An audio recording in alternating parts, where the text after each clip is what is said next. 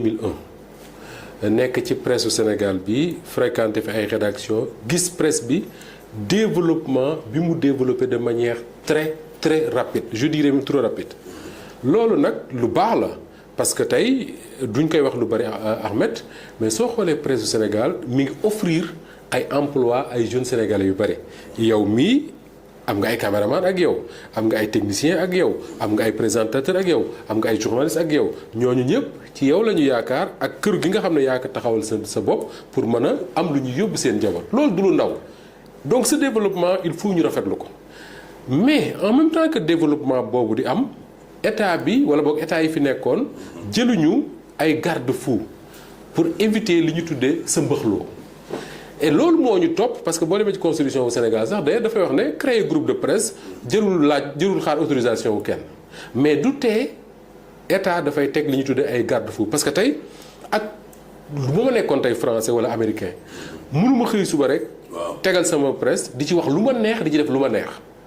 et pourtant foofu c'est des pays de liberté yoo xam ne kenn du nattable que ni ay démocratie la yoo xam ne raw dañ ñu du sore ci en tout cas ci wàllu liberté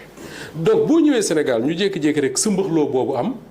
surtout bi Ablaye Wade nekkee président de la République parce que moom Abdou Diouf moo commencé woon tijji rajo yeeg yooyu Ablaye Wade ñëw télé yi commencé gën a bëri développement wu technologie yi def également que ni leneen lu ñu xamuloon juddu muy les web TV comme bi nga xam ne ci lañ nekk nii tey ak yeneen yu fi nekk état yi fi nekkoon Ahmed yaa ma gën a xam doon ci profito ci jaxasoo boobu pour di xool ñan ñooy seeni xarit ak ñan ñoo nekkul seeni xarit ñii nekk ci li nga xam ne moom la ñu bëgg lu ñu bëgg am ko ñi nga xam ne doxuñu ci ñu bëgg ñu doxee ko ñu xañ leen lépp presse bi ci boppam dem ba xam ne lii jurul jàmm pour journalistes yi parce que déjà les journalistes et techniciens des médias gisuñu seen bopp ndax li ñuy soxla pour dundal seen njaboot sax presse joxu leen ko ba pare entreprise de presse également viable yu c'est-à-dire tey boo tegee entreprise de presse yow Ahmed yaay jël sa xaalis di ci def mais du moom mooy jël di la jox au lieu que état bi liggéey ci loolu daf ko doon contourner di dimbali yenn patron de presse yi pour ñu mën di tenir mais di tenir ci loo xam ne teguñu ko ci yenn charte résultat presse bi woo nañ ay yoon ay ndaje pour wax ne nañu assainir on disait même que ni le mot assainir n'est pas bon parce que assainir mooy dindi lu bon alors que lii bonul mais effectivement dañ ko war a assainir parce que dafa bari lu bon lu ci nekk bi ñu demee ba nguur gu bees am man dama wax benn ma ne li ñu waroon a njëkk a seetlu pour xam ne suñu milieu bi baaxul mooy dañu jékki-jékki rek entreprise yëpp jugandoo ñëpp naan fayit la ñu jëm. dàq nañ employé wàññi nañ nangam. et pourtant en réalité réew mi dara changé wu fi.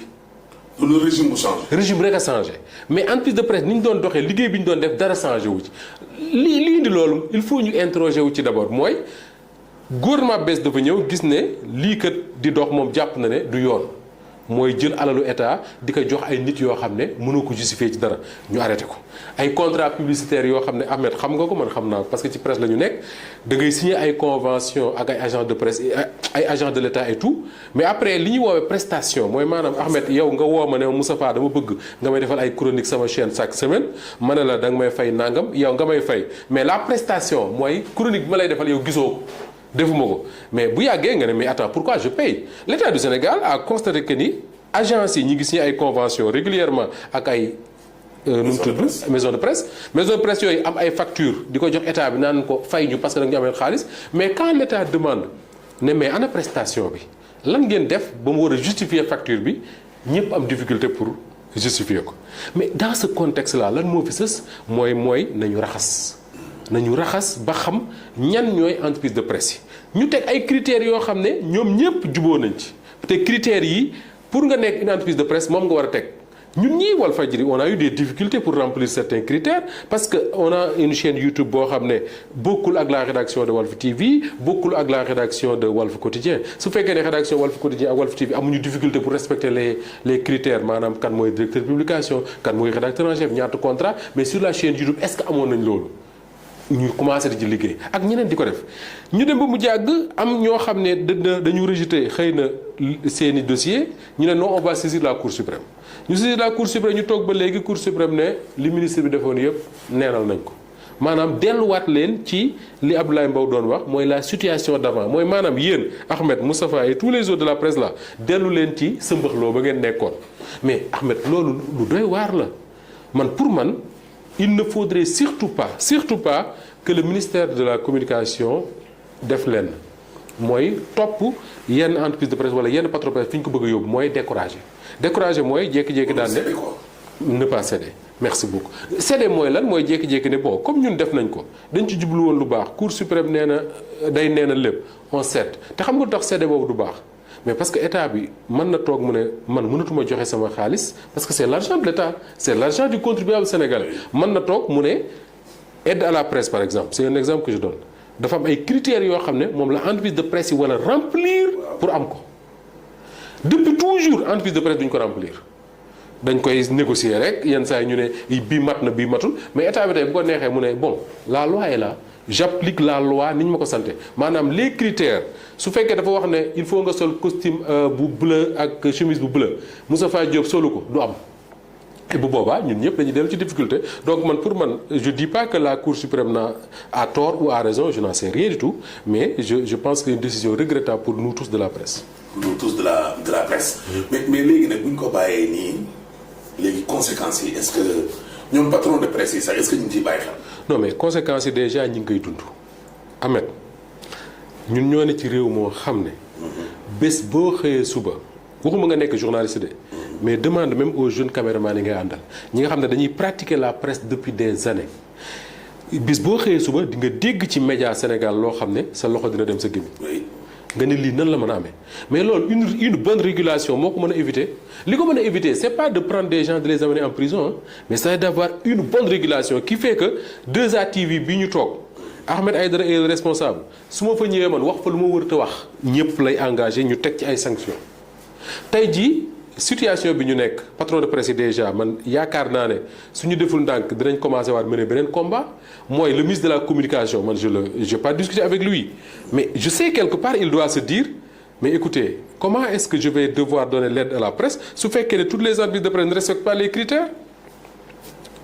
ça c'est un problème pour les patrons de presse mais man problème bi ma gën a intéressé tey mooy les journalistes que nous sommes et le public qui regarde les journalistes que nous sommes tey doggaat nañ ci benn métier boo xam ne amul benn régulation sa mbëx loola et tey la décision nous ramène à cette situation qui fait que tey man je me dis quelque part effort yi ñu doon def sax pour di wut ay carte nationale de la presse gi demee noonu ça sert à quoi finalement. jaratu ko mais ministre bi aussi. est-ce que du ne code bi lii la wax ñu voté ko mu jàll man lii laa bëggoon ñu appliquer ko. moom mu continuer appliquer. mais que di la ko. mais loolu waxuma la droit mais obligation la parce que un ministre de la République un ministre de la République et man d'ailleurs merci Ahmed man je l'avais dit une fois dama ne un ministre de la République ne peut pas violer la loi c'est pas possible il y a des textes qui disent clairement par exemple que ni pour am une entreprise de presse lii nga war a remplir il y a des textes qui disent clairement que ni pour nga bénéficier de l'aide à la presse par exemple la subvention lii nga war a remplir critères yooyu ministre dafa am obligation appliquer ko et tey et d'ailleurs bu ñu deful donc li ñuy wax une sélection naturelle mën naa mooy lan mooy quand l'État dit je donne des conventions aux entreprises yi nga xam ne dañu nekk en règle mooy ñiy am ay salaire di ko fay ay contrat de travail di respecter les droits des travailleurs ñi nga xam ne dañuy verser ci IPRES ñi nga xam ne dañuy fay nu mu tudd impôt tous ces critères là bu ñu ne ku ko remplirul mënoo am ñii am du bari et loolu li muy créer mooy une sélection naturelle mooy les entreprises de presse vont disparaître d'elles-mêmes mais danger bi mooy lan et loolu ça engage la responsabilité et du président de la République et de tout l'État mooy lan mooy Ahmed man gëw ma ne mën nañoo nekk ci réew moo xam ne ku nekk mën nga créer entreprise de presse sans ñu xam kan moo koy financer ça n'a pas de sens tey mën naa toog je voyage je rencontre benn je ne sais pas moi quelqu'un qui veut déstabiliser le Sénégal wala benn jaaykatu drogue wala leneen mu ne ma yow journaliste nga ma ne ko waaw mu ne ma ci presse nga nekk ma ne ko waaw mu ne ma foo nekk ma ne groupe de presse naag mu ne ma bàyyi ko ñëw ma financer le groupe de presse bees tàq suñu ligne éditoriale lii lay nekk mën naa la assurer le salaire yi pendant X années ligne éditoriale mooy deel dal ci Diomaye Faye wala ligne éditoriale mooy deel dal ci Ousmane Sonko wala ligne éditoriale bi mooy je ne sais pas moi fu yu demee noonu. lu yëngal dëkk bi moo tax ci réew yëpp entreprise de presse dañuy xam nan lañ koy financer c'est important bu ma sax entreprise de presse même les autres entreprises l'État doit savoir nan lañ koy financer il ne s'agit pas de dire Ahmed amul droit financer Moustapha pour mu créer groupe de presse mais au moins ñu xam ne l'argent vient de fii mais est-ce que directeur bi ñu jékki-jékkee régime bi changé rek nga commencé di gis groupe de presse yu bëri. commencé di wax ne daal ñun daal dañuy tëj ñu bëri ne mais ñun tax ñuy tëjuñu woon boobu ba léegi nii. nguur changé ñu bëgg a tëj. mais moo tax ñu war a interroger wu ci financement yi parce que nguur changé bul ne nguur changé da nga naan Macky Sall jóge fi. parce que bi entreprise yi commencé yuuxu Macky Sall dafay jóge ñu teg gouvernement bees ñi nga xam ne ñooy falaguñu sax ñu war a occuper les postes importants donc finalement Macky Sall rek moo fi jóge mais on doit se poser des questions simples mooy comment se fait-il que njaboot gi ñu doon lekk di normalement amuñu benn problème njaboot gi ne ñun kat li ñuy dundee suñu papa ji joxuñu ko papa ji jóge fi rek lekkatuñu naanu ci mais les gens doivent s'interroger Macky Sall rek moo fi jóge. loolu rek mooy changement. patron organes yaa nga fa. c'est les mêmes journalistes qui font les mêmes émissions qui disent les mêmes choses avec les mêmes patrons de presse avec le même public avec le même marché publicitaire. li changé mooy Macky Sall léegi dafa am Macky Sall lu mu doon def lu ma xamul j'en sais rien du tout mais en tout cas c'est un constat que je fais. d'accord ñu des directeur ci tribunal ba léegi nii. gis nañ tey nag décision bi day am ñoo xam ni dañuy laajte ay questions. le PASTEF et la justice dañu gis ne yoon yi demagum yëpp muy cour suprême tey cour suprême amoon na ak bu tey conseil constitutionnel cour suprême sax tey mooy 3e fois mais à chaque fois da ngay gis ne dañ leen di débouté régime boo xam ne dafay defar ay loi ñu voté assemblée nationale ñu dem conseil constitutionnel ñu bon mu nekk daal lu doy waar. gis nga Ahmed dafa am ñaari baat benn bi Mame Birame Wathie moo ko mosoon a wax et daanaa ko répété lu bari dafa mos a wax ne Pastef nañu éviter dugg ci li ñuy wax le piège de la rupture mooy nit ñi naan la rupture ba nga yaakaar ne yow état mook jàkkaayam il faut être très gentil il faut avoir un imam très clean non. beneen bi mooy man dama doon wax lu bëree bëri ne est-ce que quelque part le nouveau pouvoir waruñu àbb les méthodes de Macky Sall ba yoon wi teguwaat ci yoon ba réew mi teguwaat ci yoon ñuy doog a defe neneen les méthodes de Macky Sall c'était quoi quand il a pris le pouvoir gérer réew mi dans un premier temps toog nañ lu yàgg ñu naan réew mi dafa Macky réew mi dafa nangam il a pris le temps d'observer tout ça après Macky Sall s'est dit man fi ma bëgg a dem pour ma dem fa il faut samay nit partout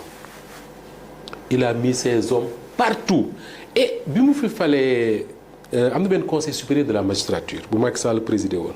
bi mu paree ñu génne ñi mu fal ci cour yeeg tribunaux yi ci réew mi yëpp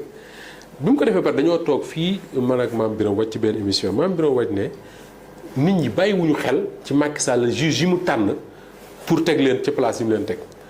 mu ne ci exemple bi mu joxe woon ça m'a fait beaucoup rire mu ne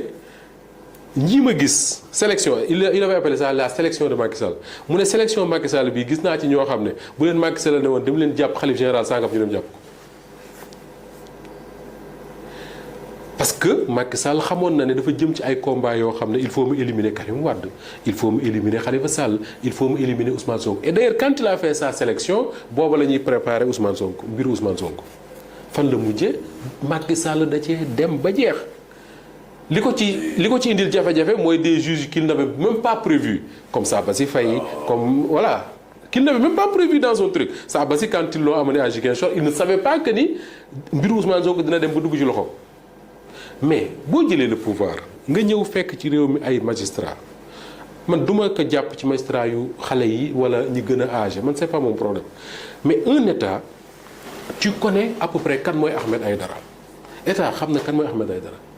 xam na kan mooy Moustapha Diop quand je dis ça mooy xam na man lan mooy samay ay qualité lan mooy sama ay défaut lan mooy sama ay faiblesse da ngay def un choix tu dis ñun réew mi dañ ko bëgg a yóbbu foo xam ne il faut des magistrats yoo xam ne c'est des gens yoo du ma dire je dirais pas sans sentiment mais ñoo xam ne dans l'application de la loi dañ ciy ànd rigueur bu mat sëkk muy benn ñaareel ba nga ne ñun fi ñu jaar ñëpp ba agsi fii am nañ lu baree bari loo xam ne jot nañ ci ak ay magistrats des gens ont rendu des décisions iniques contre le PASTEF et son leader décision bu bon pour man mënul weesu ci justice nga rendre décision nit ñi génn xeex ba ay bakkan faatu parce que la justice Ahmed elle est rendue au nom du peuple quand tu rends une décision de justice le peuple bañ ne ñoo lànk ça veut dire il y a problème boo defee loolu nga ñëw au pouvoir dans ces conditions là man jàpp naa ne li nga war a njëkk a lijjanti mooy la justice il ne s'agit pas de dire dama fay teg des hommes yoo xam ne lu Diomaye Faye wax ñu ne dëgg. il ne s'agit pas de dire dama fay teg des hommes yoo xam ne lu Ousmane Sonko wax ñu ne gongo mais da nga fay teg ay des hommes yoo xam ne wolof moo wax ne dénkaane ka nga wóolu. koo xam ne da nga ko wóolu non pas da nga ko wóolu parce que daf lay defal li nga bëgg mais da nga ko wóolu parce que la politique pénale parce que bul fàtte mukk ne Ahmed la politique pénale de ce pays le président de la République moo koy définir. moom moo naan nii ak nii laa bëgg par exemple dama bëgg reddition des comptes nii ak nii dama bëgg nangam ku ko fi def nii ak nii nga teg des hommes qui font ça. mais soo ko deful yu mel nii moo lay dal mooy des surprises yoo xam ne yaa wax nga ko sànq mais un parti au pouvoir justice di ko daan comme ni mu doon daane une opposition du temps de Macky Sall mais c'est un vrai problème tey bu ma doon xoolaat la les décisions du dama naan est-ce que li opposition saisir justice mu jox leen dëgg ëppul li pouvoir saisir justice mu naaneel ko ñenn ñi nag mën nañ ci gis rupture ne bon ça veut dire que am na rupture am na ci réew mi ça veut dire que la justice est indépendante nañ wax lu ñu neex mais état bii moo war a comprendre que ni li ko Sénégalais yi fale woon dajee bokk reddition des comptes dajee topp justice boo xam ne Sénégalais yi dañ ciy yemale Ahmed ak Moustapha Diop mais loolu bu fekkee ne amoo ko il faut prendre les décisions qui s'imposent. ñu des kon ci wàllum justice ba léegi ni leen a gis nañ tam loo xam ne démb actualité la sax mooy le cas Bougar Diouf. duguñ sax di tudd tur mais cas dafa xaw a particulier xaw a spécial. le fait que nee na mi ngi ci coalition Diomaye président. mais Diomaye président nag dañ naan ñooñu ci exécutif ba lañ ne. oui mouvance présidentielle lañ. oui xaw ma ndax moom mooy coalition présidentielle ba xaw ma. waaye en tout cas daal ñoom daal. fa lañ bokk. waaw ñoom daal ña nga ca. ndax lu nguur gi def lu baax dinañ génnee communiqué ne wàññi nañ ceeb kon ñoom ils sont de la mouvance. présidentielle mais ñu gis ko daal wàccul premier ministre. président de la république. moo jël ab liggéey jox premier ministre. premier ministre di doxal yéen ko paan te yow yaa ngi ànd ak président bi yéen kii paan lu diis chaque jour yaa ngi ci ay tànkam di góor pour mu daanul paan waaw léegi nag yooyu daal xam naa ni daal dafa xaw a doy waar. Ahmed moi je dois avouer dama war a avouer d'abord que ni man Bougar Diouf xaw ma ko je ne pense pas que mas naa koo gis te bokkul ci ñi nga xam ne damay toog di leen seetaan télé damay romb rek ay vidéo voilà. mais fan yii bi ñu jàppee Pape yoon mais là non seulement mën nga ne dañ ko war a jaar la yoon parce que wax ji dafa graw en tout cas soo ko comparé ak li Pape Sané waxoon ba ñu jàpp ko mais en plus de ça il y a les conséquences politiques de ce qui a été dit lu tax mooy man dama bokk ci ñi nga xam ne dama naan képp ku bëgg a dimbali Ousmane Sonko da nga koy dimbali pour que digganteem ak Bassirou Diomaye Faye bañ a tas muy benn ñaar day wax ne képp koo xam ne bëgg nga dimbale diggante Bassirou Diomaye Faye ak Ousmane Sonko bañ a tas soo féetee ci côté Ousmane Sonko da nga war a éviter di attaquer Bassirou Diomaye Faye parce que ça sert à rien de la même manière mënuma comprendre nit di revendiquer un seul instant que ni moom c'est un soutien de Bassirou Diomaye Faye président de la République ba pare di attaquer son premier ministre de manière aussi grave man loolu mënuma comprendre te gis nga am na ci contexte yoo xam ne soo ko defoon le président de la République il n'attend même pas il fait un communiqué laconique parfois de 2 phrases pour dire que ni tel bu mu waxat sama tur parce que bàyyi ko muy wax loolu li muy jur ñaar la mooy man mën naa toog ma ñaaw njort ma ne kii li muy wax su fekkee ne dara fekk ko ci te mi ngi koy wax tous les jours c'est parce que Bassirou Diomaye Faye moo ko sant te man mënuma gëm ne Bassirou Diomaye Faye dina sant doomu aadama muy dal ci kaw Ousmane Sonko man mënuma ko gëm beneen bi mooy man nga toog nga ne sant ko mais ne naqariwu ko te ñaar yëpp a garaaw bu ko santee lu garaaw la man mënuma gëm ne da ko sant mënuma ko gëm man nga ne naqariwu ko parce que su ko naqari woon mu dàkk te su ko naqariwu lu garaaw la parce que voilà ñaar ñoo xam ne les Sénégalais ñoom boobu El Malick Ndiaye moo ko njëkk a génn ci gémmiñam ñoom ñëw dëggal ko ñoo ne Sénégalais yi Sonko mooy Diomaye ay seex sax Ahmed dinañ jote dinañ am ay malentendu yow ñi ngay liggéeyal da ngeen am ay malentendu sa soxna sama soxna dañuy am ay malentendu mais du tax may nangu kenn di jóge feneen di dal kenn ci ñun ñaar parce que soo seetaanee ñuy dal ci kawam rek ça veut dire que ni li ngeen jaayoon Sénégalais yéen a ngi nekk ci génn moo tax pour résumer dans cette affaire là dama jàpp ne su fekkee ne dañoo bëgg que tey am na député yu ko wax à l'Assemblée ne l'affaire le conflit en Casamance il n'y a même plus de conflit en Casamance d'ailleurs il y en a plus mais en tout cas ce qui se passe en Casamance dañu war a fexe mu génn ci làmmiñu homme politique yi ñu bañ di ko politiquer muy benn te loolu Ablaye Wade waxoon na ko fi Ablaye Wade bu nekkee président Sénégal jëloon na fi benn décision ne ku mu fi déggati nga wax ba tudd Casamance dina dal sa kaw les gens n'avaient pas aimé mais tey jii da ngay dégg ku meree Ousmane Sonko tudd rebelle tudd Casamance tudd nangam mais loolu est-ce que ñu ngi imaginer gravité bi mu nekk parce que voilà doomu Sénégal boo xam ne nekkoon na maire Ziguinchor nekk ci homme politique gu Sénégal bi nga xam ne actuellement fii ñu toll mu neex mu naqari moo ëpp mbooloo ci réew te mbooloom dëkkuñu Casamance mbooloom fépp la leen fekk sa kër sama kër kii feneen ak feneen foo dem fekk fa mbooloom mais kooku dañ ko war a jàpp comme quelqu'un boo xam ne Babacar Justin Ndiaye l'avait dit d'ailleurs que ni l'unité nationale moom dafa bokk ci ñu koy symboliser parce que boo xoolee l'histoire politique du Sénégal en tout cas je remonterai pas très très loin mais du temps de Diouf depuis ñoom Robert Sagna ba léegi pour nga gis un homme politique de la Casamance bu jógee en tout cas bu dëkk dans la partie sud du Sénégal bu mën a rassembler mbooloo mi Ousmane Sonko di rassembler amul ça n'existe pas Landing Savané dem na fi élection ay yoon musul qualifié sax deuxième tour ay nangam % la na ñoom ci Robert Sagna noonu bu mu jógee parti socialiste dem na fi kan Famara ñeneen ak ñeneen Ousmane Sonko à ça man ma jàpp ne dañu waroon considérer que ni au-delà de toutes les considérations politiques c'est un homme boo xam ne il symbolise l'unité nationale mais on ne le fait pas on l'attaque sur un sujet boo xam ne Ahmed bis bu yëngatuwaate yàlla nañu ci yàlla musal doo ci mucc du ma ci mucc parce que suñuy parents rek ñoo nekk foofu. mais est-ce que yenn saa yi aussi du nekk ay affaires personnelles par exemple ñu dem ci élection député yi Ousmane Sonko ne damay dem ak Pastef. am ñoo xam ne ci lañ ko jàppalee temps. ba tey ñu bari sax ci la ñu génn defar ay liste te keroog lañu gëj ci Diomaye président. ak Diomaye président bi lañu. ñu ñëwaat bëgguma tudd tur. oui mais damay waxtaan ak benn waay bu am xam-xam ci wàllu politique en tout cas di ci jàngat lu am solo mu ne Ousmane Sonko c'est l'homme politique le plus aimé du Sénégal et c'est en même temps l'homme politique le plus détesté du Sénégal et loolu li koy jur xam nga mooy lan. mooy ñi ko détesté en fait détesté wuñ ko parce que c'est de la politique détesté wuñ ko parce que c'est un leader politique parce que les leaders politiques il y en a dans ce pays il y en a beaucoup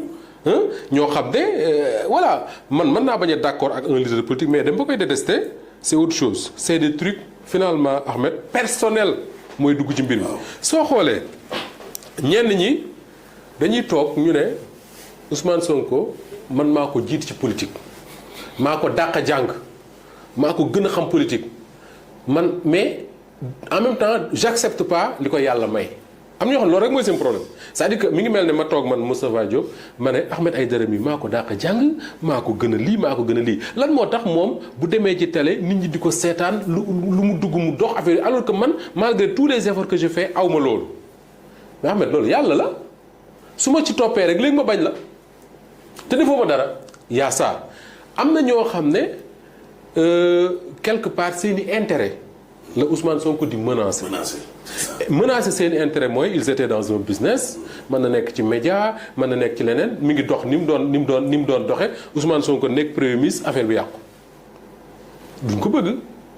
et d'ailleurs ñooñu dañuy dem ba merewaale Ahmed Aïdara parce que dañu yaakaar ne Ahmed Aïdara moom mi ngi am li mu bëgg yépp parce que Ousmane Sonko xaritam la wala quelque chose comme ça Ahmed am na non je te dis y a des gens qui t'attaquent yow defoo leen dara c'est simplement parce que dañu yaakaar ne yow Ousmane c'est tout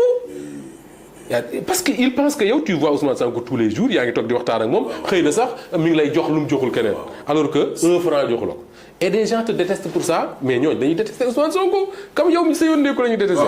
am ñoo xam ne nag dañoo dem ci coalition ba ñuy teg coalition Ousmane Sonko nga prison ñu ñëw bokk ci coalition bi ne dañuy campagne pour Diomaye dem nekk président Diomaye nekk président ñu doon xaar Ablaye Wade na mu defoon ak waa Fal Sénégal ak waa Fal 2000 na Macky Sall defoon ak Benno Bokk Yaakaar ñuy xaar Ousmane Sonko ak Bassirou Diomaye Faye def la même chose Ousmane Sonko ñëw ne man je gouverne avec mes hommes damay dem wuti député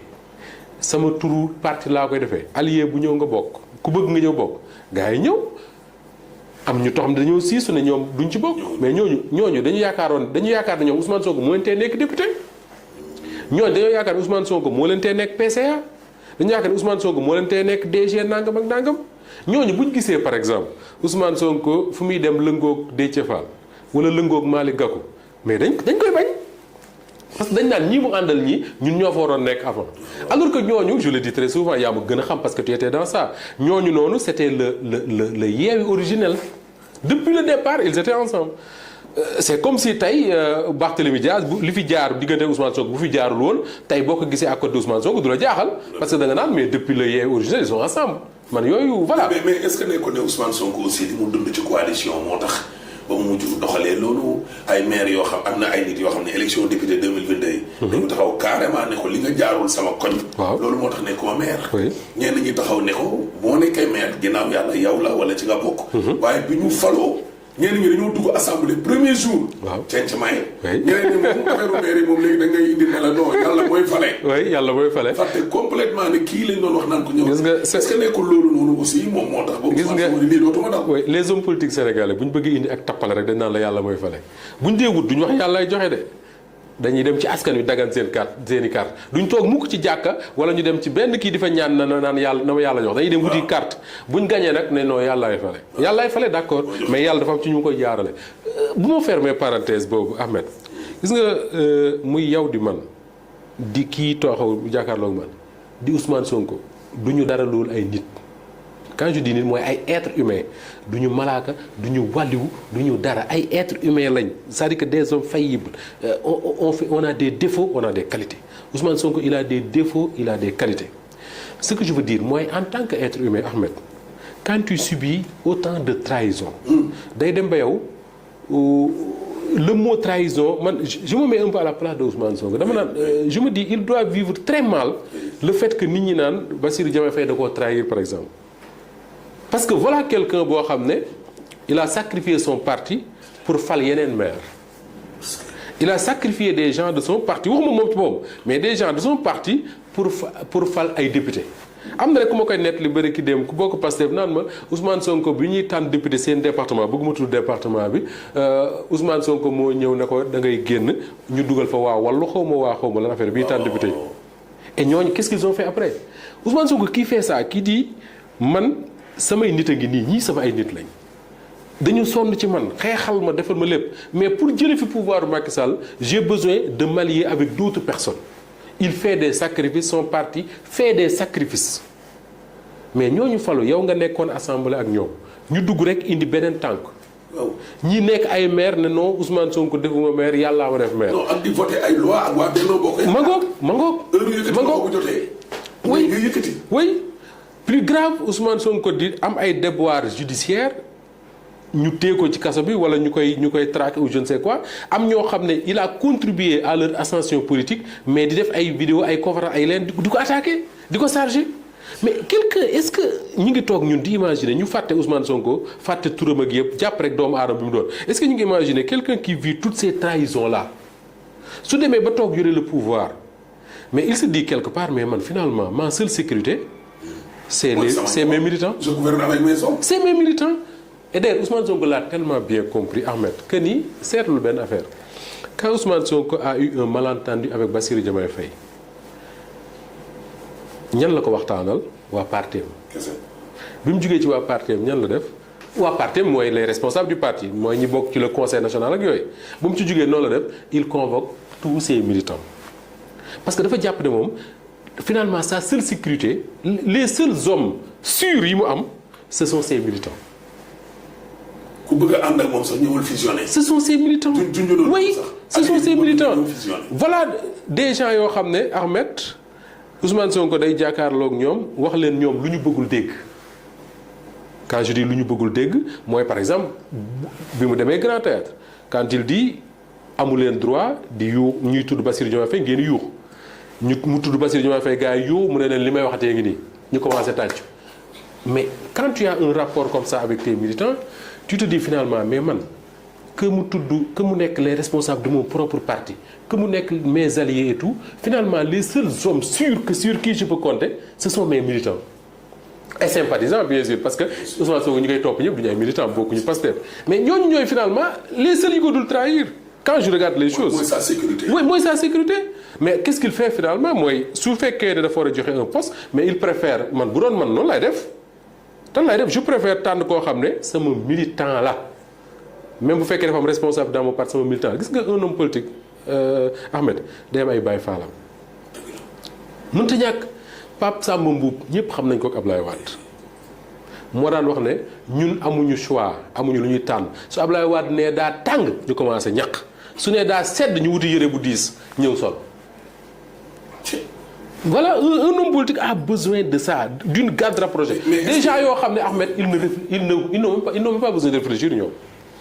lu mu bëgg moom lañ bëgg lu mu bëggul bëgguñu ko. mais est-ce que yenn saa yi aussi réalité du terrain. réalité politique.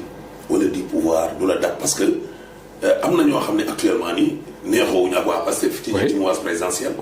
mais liñ naan lu feeñ ci say. nuyoo woon na ca Ngoroga. ca Ngoroga. mais ñoo xam ne dañoo taxawoon wax Ousmane Sonko ne ko nangam. ñii ne ko nangam ñenn ñi moom dem nañ ba ni ñuy ay stagiaires lañ ku leen di dénk rek. mais ñooñu noonu ñëpp.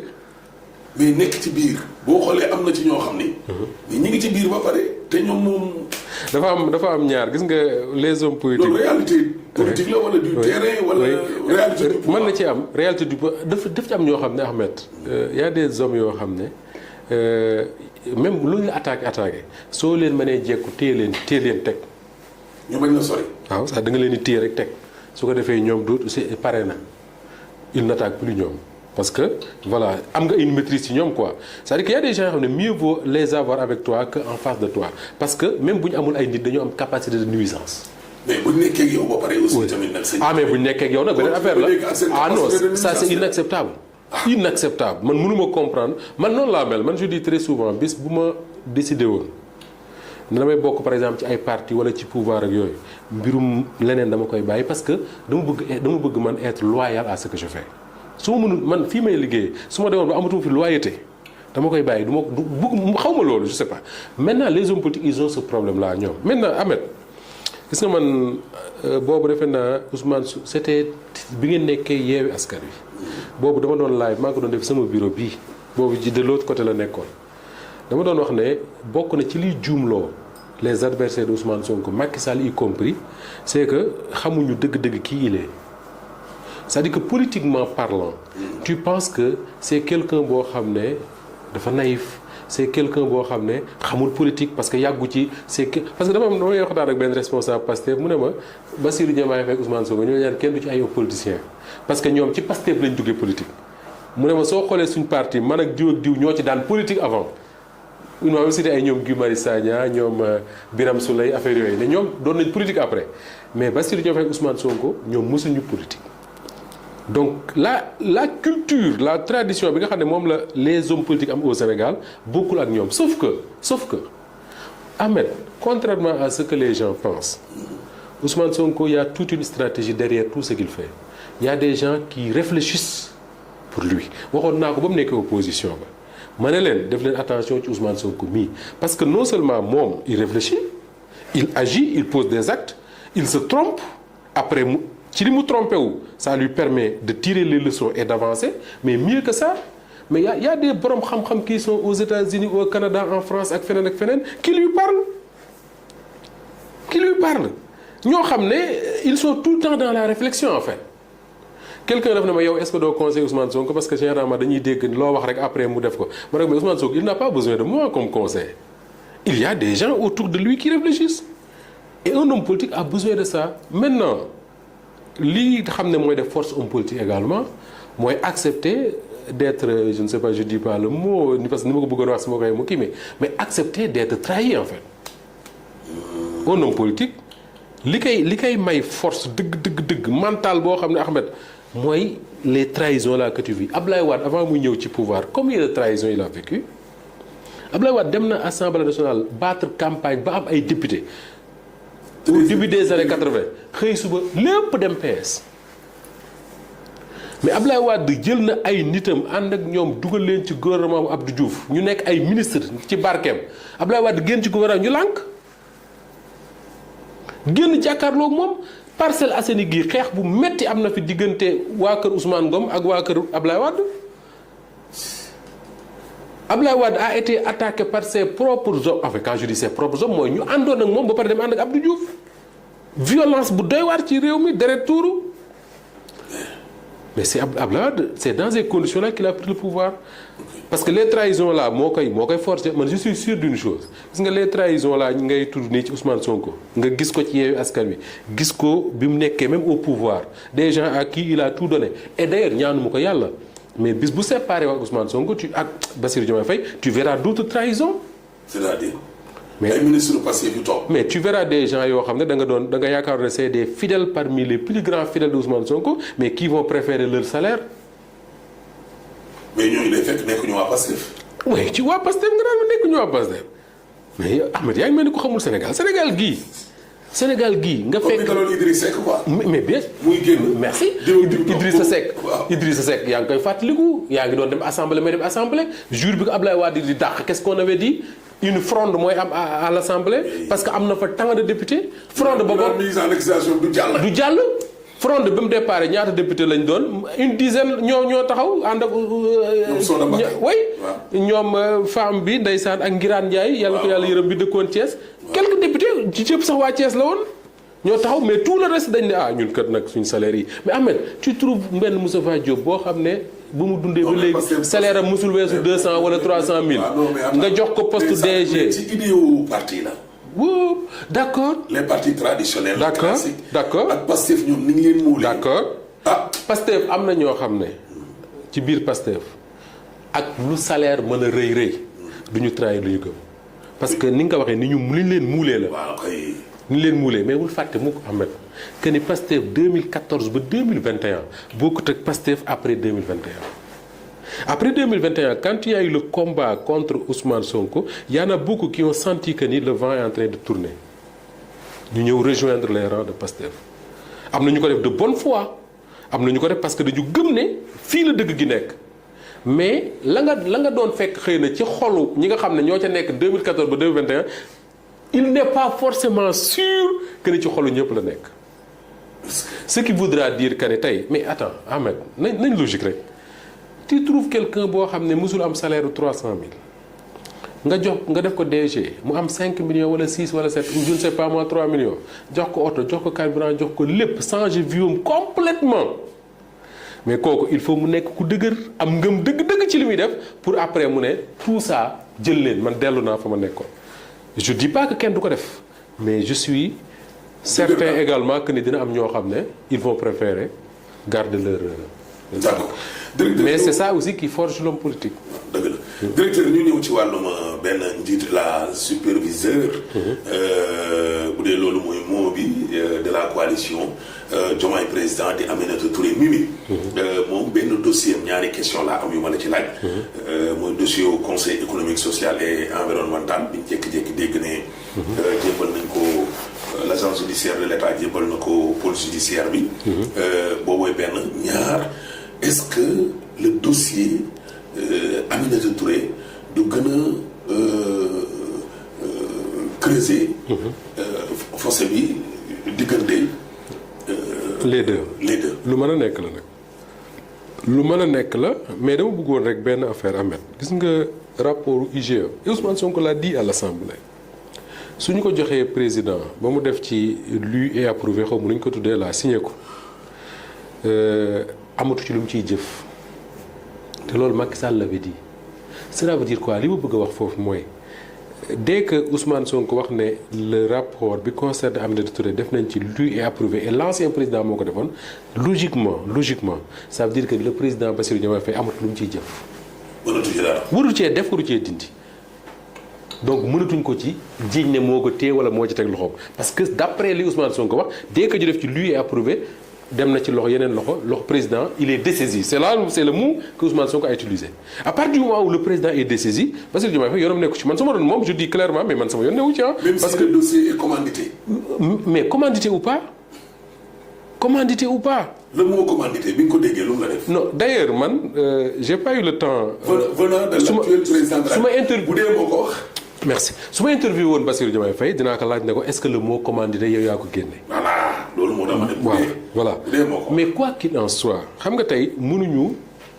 di liggéey wala di analyser sur ay suppositions lan moo taxoon Ablaye Wade Macky Sall def ko man xaw ma ko mën naa am ne Macky Sall kat contrôle na Aminata Touré wala boog bëggoon naa dal ci ko Aminata Touré dal goo xam ne moo tax mu commandité nangam mais bu ñu yemee ci les faits laa bëgg ñu yem les faits xam nga boo nee commandité yaa ngi commenté lu tax ñu def ko mais su ñu yemee ci les faits mooy est-ce que Macky Sall am na droit demander IGE ñu dem defal ko un audit oui am na droit bi parce que defoon nañ ko mairie Dakar te moo leen ko demandé woon est-ce que da ko commandité woon à l'époque wala daf ko demandé rek c'est son rôle de le faire il l'a fait c'est son droit en tout cas beneen fait bi mooy est-ce que def nañ rapport oui def nañ rapport beneen fait bi mooy est-ce que jox nañ rapport Macky Sall oui jox nañ ko beneen fait bi mooy est-ce que Macky Sall def na ci rapport bi lu et approuvé buñ dégloo li Ousmane Sonko wax Macky Sall def na ko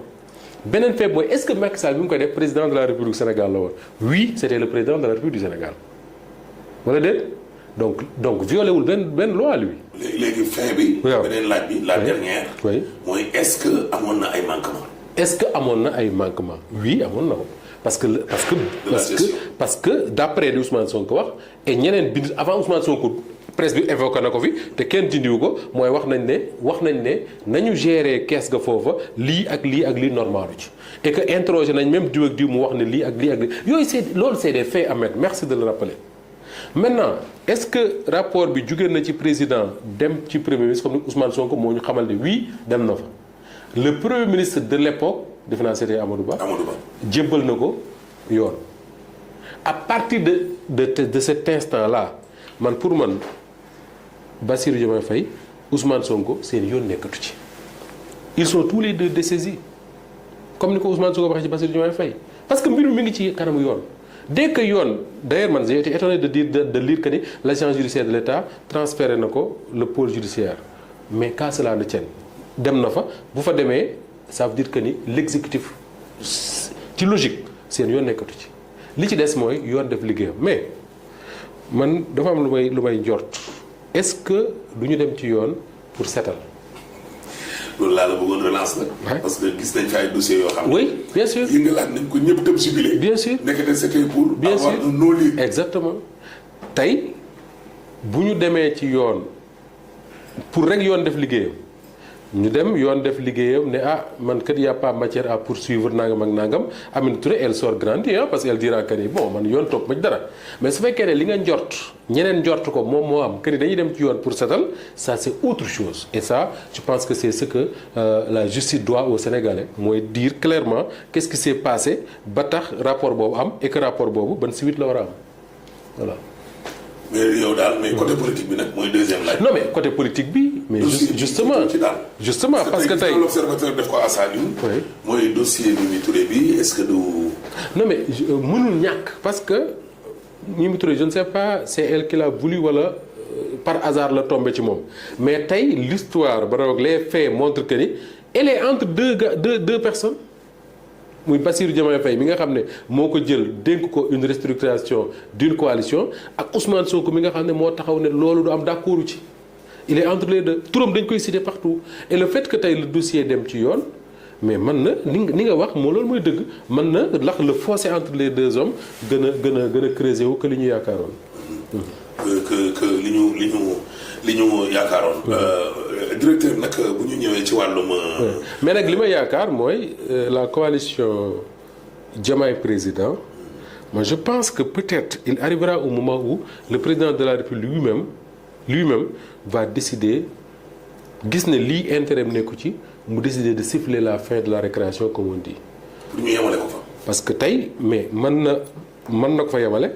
mais mën na trouver une entente avec son premier ministre. ne ko écoute on va faire une coalition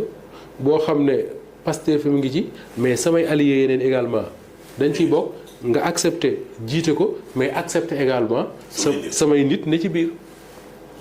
gentleman agreement la comme leer na mën na am aussi ñu ne bon de toute façon comme on peut pas entendre sur ça entendons-nous sur l'essentiel mooy yéen yaa ngi sa coalition ak say Mimi Touré ak yooyu continuer leen ñun waa Pastef ak ñi bëgg a ànd ak ñun ñu continuer maintenant l'état bi ñu bokk ñu continuer di ko gérer ensemble jusqu'à ce que ñu redresser réew mi bu ñu redresser réew mi ba léegi nag d'ici 2027 parce que 2027 bul fàtte ne on va vers des élections locales et c'est un enjeu capital buñ ci àggee ku ne xool nag lu golo xam boote doomam ku ma bi waaw. gis nañu premier ministre bi nag tukki woon na fi tukki lu juróon coow. Madiambal Diagne am luñ ci bindoon ñu toog daal ba démb ci àllarba ji conseil des ministres lañ ko yóbbu ci alxames gi. ñu ne retombées yi moom moo ñëw ak 10 accords ñu daal di koy signé bi nga gisee loolu noonu yow après. lan ngay. Ahmed, ce que je trouve dommage dans un premier temps mooy Sénégal ñun dañoo am presse boo xam ne dañu ko mas a xam ci benn sérieux boo xam ne man su ma Ahmed Aïdara waxee dara damay dem vérifier ba xam li ma wax am na wala déet mais léegi dañu nekk ci benn malheureusement benn presse de compte rendu et d'ailleurs une presse de compte rendu c'est pas. Facebook yi mooy alimenté. ci laa jëm une presse de compte rendu c'est pas forcément une mauvaise chose parce que tey presse mënoo ne du ma dem conférence de presse ñëw def compte rendu du ma dem benn meeting ñëw def compte rendu du ma dem interviewer Ahmed Aïdara ñëw def ko publier ko wala yu demee noonu mais li nga xam ne moo doy waar mooy li nga wax sànq Ahmed mooy dañu am presse boo xam ne da ngay lire dara ci Facebook. waaw ñu xëy suba def ko seen une journal soo liiree le journal. doo gis dara lu ñu yokk ci li nga xam ne moom nga liiroon Facebook c'est-à-dire que da nga naan mais attends kii bi mu liiree texte bi à 10 heures wala à 16 heures jusqu'à ce que mu boucler journal am à minuit wala à 1 heure du matin jéemul def benn effort pour vérifier ba xam lii ñu ko wax dëgg la wala dëgg benn effort man maa ngi fàttaliku Tidiane Kassé nekkoon fi doon na wax ne même journaliste bu demee def compte rendu par exemple mu dem def benn conférence de presse ñu ne fa Ahmed Aïdara moo def nangam. mu ñëw di def compte rendu mais su amee possibilité jël téléphone woo Ahmed ne ko Ahmed gars yi doon def conférence de presse nee nañ mairie Guédiawaye nangam ak nangam yaa ko def dëgg loolu dëgg Ahmed ne la c'est pas vrai mais nga def ko ci papier bi mu équilibré au moins mais on ne le fait pas plus grave yow nga doog nga teg nga yeewoo Dakar gii di fi yeewoo tous les jours di xëy tous les jours ci rédaction yi Madiambal Diagne na ca France ne la Ousmane Sonko jëlee na roppalaan fii ci aéroport Yoff dafa daw wala boo génn réew yow nga jël ko ne ko dàng ci journal wala ci sa site internet wala alors que même bu fekkee ne le premier wala la primature ils n'ont pas fait une communication sur ça mais man journaliste ça ne m'excuse pas du tout ça ne me dédouane pas man li ma war a def mooy cette information là su ma ko déggee ci Madiambal mais ma dem ci les services de la primature pour laaj leen mais yéen est-ce que premier ministre dafay jóge ñu ne waaw jóge na fi kañ la ñu ne ma bés sàngam fan la jëm ñu ne ma bërëb sàngam lan la fay wuti ñu ne mën nañ ko wax wala mënuñu ko wax mais au moins def nga effort def dara léegi yow tu écris tout ça ñenn ñi reprendre ko rajo yi wax ci et tout j'ai même entendu ñu ne non demul xaw ma dawul dem Émirats dafa dem aji xaw ma dafa dem umra ji alors que man je suis à Dakar fii Ousmane Sonko nag lu mu nëbbatu y a des gens yoo xam ne boo leen laajee ñu ne la waa ji fii la dem wala déet parce que bu dee dem au moins le président de la République yëg na ko le président mënu fi jóge te yëg ko léegi mu dem quelques jours après il va à l'Assemblée il dit lui-même que ni lu mu wuti woon su ñëwee ci réew mi dina baax ci réew mi lool mais teewul am na ñu nekk di interroger wu naan fan la demoon ak lan la wuti woon léegi ñam seeti woon ñëw ci réew ñu ne signé nañu nangam ak nangam ak nangam mais quelque part même je me dis les gens à commencer par Madiambal Diagne il devait faire une note pour s'excuser mais loolu mooy honnêteté s'excuser ne Ousmane Sonko je suis désolé j'ai été induit en erreur ou je ne sais quoi comme li Bamba Cissé wax démb à l'Assemblée nationale bi Thierno Alassane Sall waxee ne gis na ay image yu étudiants yoo xam ne balu feta bal moo xotti seen biir xaw ma blessure par balle noonu la ko tuddee Bamba Cissé daf ne ko je suis désolé mais par respect rek la ko waxee ne ko sa ay sources dañ la nax demeewul noonu donc il faut éviter ces genres de trucs là parce que Ahmed adduna bii dafa nekk adduna boo xam ne lu waaj doon wax un village planétaire daanaka léegi moo fi am yow da ngay jóge fii saw ñii ngay liggéeyal xamuñu foo dem pare ngay wàcc nit jël téléphone am woote ne gis naa fi Ahmed Aïdara léegi Ousmane Sonko fu mu wàcc ci réew mi ci àdduna am nañu ko gis ay sénégalais laa la wax soo leen laajee ñoo ne seen waa ji mi ngi fi donc jërul daw bay daanu. laaju mujj wi nag directeur mooy question étudiants yi. temps yi passé nii ñu ngi dégg ne sax ñoom it def nañ ay contre proposition mais étudiants yi. même njàng mu suufee mi pourquoi chaque année affaire yi day rax politique wala chaque jour daal loolu day dellu si waat. d'abord parce que l'université est très politique ñi fa nekk étudiants yi il faut ñu fàttali ko benn affaire c'est pas des élèves de l'école primaire c'est des gens yoo xam ne toll nañ ci âge yu mën a bokk ci parti toll nañ ci âge yu mën a bokk ci mouvement toll nañ ci âge yu mën a bokk ci ASC nawetaan toll nañ ci ba pare c'est des gens yoo xam ne dañuy bind dañuy réfléchir dañuy analyser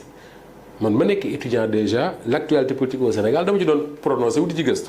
te noonu la ko étudiants yi nekk di defee je dis pas que li fa am actuellement c'est de la politique mais le contexte politique Ahmed étudiants yi mënuñu ci ni ñu koy waxee sax mënuñu ci étranger c'est-à-dire que mënuñu toog ne le contexte politique yëguñ ci dara xamuñ ci dara ils savent te keroog man ma invité fii un étudiant wax na ko que ni ñoom xam nañ ne réew mi dafa metti xam nañ ne état bi li mu bëgg a def yépp mënu ko mais en même temps lan moo doon tax xëy na Ahmed étudiants yi mën a muñ lu bari mooy dañuy gis par exemple ne ñi leen jiite bu ñu xëyee suba ba ngoon ci seeni mbir lañ nekk wala boog ci mbiri réew mi lañ nekk mais bu ñu commencé gis que ni ñi leen jiite ñi ngi commencé ñoom nekk ci seen i mbir mooy lan di lijjanti ay coalition di lijjanti ay élections yu ñëwagul ak ay teraanga di séddoo ay teraanga parce que voilà yu mel noonu mais étudiants dañ naan mais ñun au nom de quoi on doit se sacrifier su fekkee ne député yi ñoom amuñu benn sacrifice bu ñu def li ñu war a jot yépp ñu ngi koy jot su fekkee ne ministres yi amuñu benn sacrifice bu ñu def li ñu war a def jot yépp ñu ngi koy def DG yi noonu ñeneen noonu ba pare en même temps ñu gis ñu naan ña ngay teg coalition ak ña ngay organiser ak nangam ak nangam mais les étudiants vont se dire mais réew mi kat léegi ku waxul doo jot li nga war a jot et voilà ça il ne s'agit pas d'étudiants yoo xam dañu bokk ci parti politique wala mais c'est des étudiants qui regardent ce qui se passe loolu mënoon na bu loolu amuloon mënoon na tax ñu ne nañu muñaat nangam ak nangam ba pare beneen bi mooy man déglu naa le ministre de l'enseignement supérieur am na lu bari lu ma comprendre te dama ci d'accord ak moom man mënuma comprendre Ahmed ñu ne Moustapha Diop ak Ahmed Aïdara ay étudiants la ñu dem di inscrire pour le master par exemple. waaw ñoo bokk même niveau yow nga njëkk ma inscrire commencé jàng man inscrire guma wala boog maa la mujjee inscrire mais commencé wu ma jàng parce que étudiant université année yi dafa jaxasoo boo xam ne kenn xamul kañ lay commencé kañ lay tëj étudiant mën na toog ay weer du commencé jàng étudiant boobu ñu fay ko bourse si j'ai bien compris li ministre expliqué ñu fay ko bourse mu commencé jàng ñu continuer di ko fay bourse boo xam ne dégg-dégg bi mu ci am mooy fay woon na ko déjà c'est un problème l'État dit ça il faut régler ça parce que mënul continuer mais man fi ma d'accordul ak autorités yi mooy soo ko bëggee régler keroog wax naa ko ne un droit acquis kenn du ci ñëwaat ñu ne ma yàlla na fekk nga acquérir ko dans nu ñu koy waxee sax la légalité ci lu lew mais pour man soo ko bëggee arrêter Ahmed ce que tu peux faire mooy da nga naan da ngay woo étudiants yi nga ne leen ñun kat l'année scolaire là wala l'année universitaire ñi ngi liggéey boo xam ne bu ñu àggee 2026 wala 2027 dinañ commencer octobre te juillet bu ñu ca àggee bourse yi nii ak nii lañ koy organiser mais soo toogee ba fay jot nga ne mënuma fay ñoo xam ne fay woon nañ déjà alors que ñëpp xam ne étudiants yi am nañ ñoo xam ne am nañ ay bor doon compter ci bourse yooyu pour fay ko am ñoo xam ne ci lañ yaakaar pour jënd lu ñuy soxla pour jàng am jënd yëre lu ñuy lekk et tout tu crées des problèmes moo tax man affaire yu aussi kii am na ci Covid bi ak année bi ñu ko tëjee. année yi fekkante da ngay gis presque 12 mois. année académique. dañuy toog ba di leen tëjal robinet yi. oui mais sauf que avant Covid bi chevauchement yi amoon na ci année yi c'est-à-dire que université moo dem ba Covid bi daf ko aggravé en fait ak yeneen yu fi xew bul fàtte ne Macky Sall toog na fi ñuy xeex fii ci affaire Ousmane Sonko mu tëj université yi da ngeen a fàtte loolu am na fii donc yooyu yëpp. Covid bi nga wax day dem ba day am ay kii te yooyu ça ne se règle pas en une année c'est pas possible tu te donnes un délai tu te dis d'ici 2027 bëgg nañ année scolaire année universitaire yoo xam ne day commencer juillet wala day commencer octobre jeex juillet ñu ciy liggéey di ci liggéey année comme ni ko ministre bi waxee woon Abdourahmane Diouf année bu ne ñu gagné peut-être 2 semaines 3 semaines wala 1 mois beneen année bi ñu gagné nangam beneen année bi ñu gagné nangam jusqu'à ce que mu nekk ni ñu ko bëgg a defee. mais pour man affaire bourse yi dafa am loo xam ne wala ñu tuddee un sevrage brutal c'est dañu jékki-jékki rek mi ngi mel ne man mi ma yeewoon suba rek ñu woo ma ñëw ñu ne ma salaire Walfadjri moom jeex na mënatoo ko am mais damay réagir parce que salaire boobu ci laa yaakaar pour beaucoup d'autres choses yu nekk sama kanam mais soo ma waxee ne moom ñun kat toll nañ situation boo xam ne on pense que dans 3 mois il va falloir qu'on se sépare wala dans 1 an il va falloir nangam on se prépare à ça voilà nit da nga koy préparer surtout ci wàllu koppar. da nga koy préparer. oui mais directeur kon merci beaucoup. non man maa lay remercier. ñu ngi lay gërëm di la sant bu baax. lay gërëm di la sant bu baax a baax déjà. yaa ma ko wax sax ne ma am na ñoo xam ne bi ñu gisee affiche bi dañ wax kan moo ci interroger morom ji ça veut dire quelque part que ne mënoon naa jël place bi di la laaj. ba pare nga am woyaf gu toll ne déplacé wu ñëw ba fii ñu toog di ko fi waxtaane ci sa xam ne mooy suñu màkkaan suñu daara te boo ne ma woon ñëwal it ma ñëw fa nga nekk ñu def ko ma maa ngi la ciy gërëm di la sant bu baax a baax et puis di la ñaanal jàmm ju bari ak xéewal yu bëree bari bépp entreprise boo jublu yàlla na ko yàlla sottal ba defal la ci lu kawe sa njor maa ngi lay gërëm di gërëm tous les gens yi nga xam ne ñoo ñu doon seetaan ci 2A TV. amiin Allah ñu gërëm la yow tamit bu baax sant la. jërëjëf ci OFT bi ak nangu beeg yëpp daal di ñaan yàlla nag fii moom suñu kër la. jërëjëf sant la daal.